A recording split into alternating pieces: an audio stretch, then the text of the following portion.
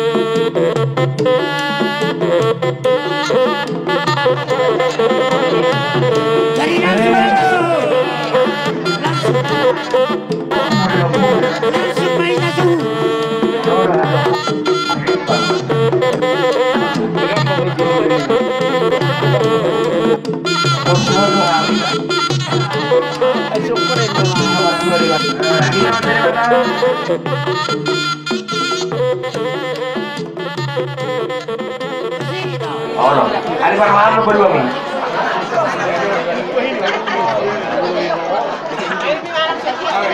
Nini, norunga.